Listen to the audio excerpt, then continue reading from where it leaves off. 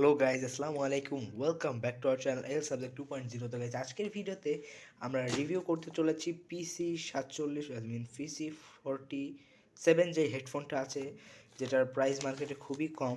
তো সেই হেডফোনটা আমি অর্ডার করেছিলাম। তো আজকে আমরা ওই হেডফোনটা রিভিউ করব যে আসলে এত কম দামে হেডফোনটার পারফরমেন্স কেমন এবং কোয়ালিটি কেমন, দেখতে কেমন। তো চলুন আজকের ভিডিও শুরু করা যাক। তো আমরা প্রথমেই কিছু দারাজের স্লিপস দেখতে পাচ্ছি। তো এটা আমার স্লিপ, এটা হলো সেলার সেন্টার থেকে দিয়েছে।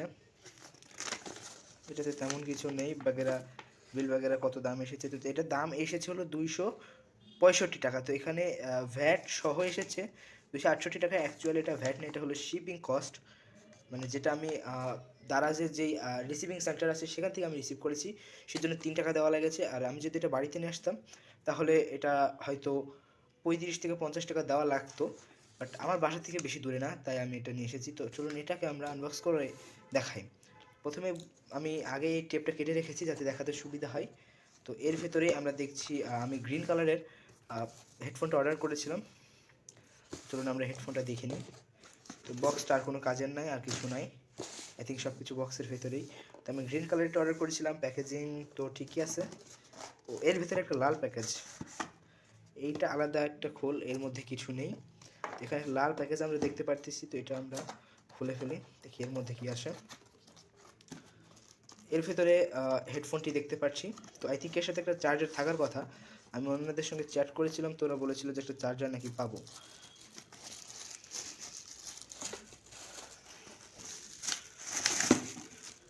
তো এই হেডফোন, তো বক্সের ভিতরে আর কিছু নেই। তো একটা প্রোডাক্টের জন্য এতগুলা প্যাকেজ, যাদের এই জিনিসটা ভালো লাগে, যার প্রোডাক্টটা আঘাতপ্রাপ্ত না হয়। এর মধ্যে থেকে আমি তো এটা দোকানের পলিথিন মনে হচ্ছে আমার কাছে। তো এটা এক্সপেক্ট করিনি। এটা হেডফোনটার সাথে কোনো কভার নাই। মানে আমি ভিডিওতে দেখেছিলাম, রিভিউতে হেডফোনের এই জায়গাগুলোতে কভার থাকে, বাট এখানে কভার নাই। এগুলো যে দোকানের সাধারণ জিনিসপত্র দেওয়ার জন্য যে পলি ব্যাগগুলো ইউজ করা হয়, সেই পলি ব্যাগ। আই থিঙ্ক ওরা এটা করেছে হেডফোনটা টেস্ট করে দেওয়ার জন্য, যেন হেডফোনটা আবার রিটার্ন না যায়। তো এটা ভালো। আমি ওদের সঙ্গে আবার কথা বলবো যে ওরা কেন এই কাজটা করলো।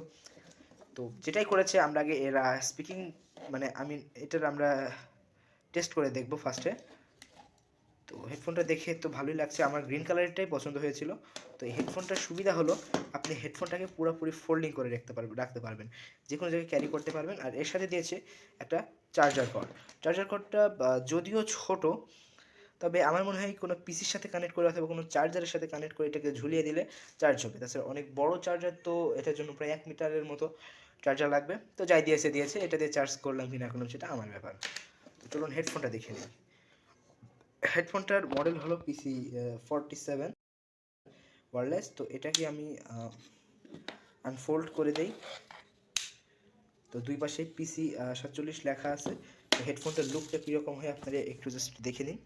তো এই পাশে আছে হলো মেমোরি, ওয়েট, এই পাশে আছে হলো ফোকাসটা আনফোকাস করে নিই, মেমোরি ঢোকানো স্লট। এই পাশে আছে চার্জার।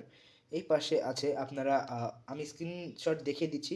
তো আপনারা ওই কর্ডটির সাহায্যেও এটা ইউজ করতে পারবেন, তবে আই থিঙ্ক এটা ইউজ ওইভাবে করা না করা সমান কথা।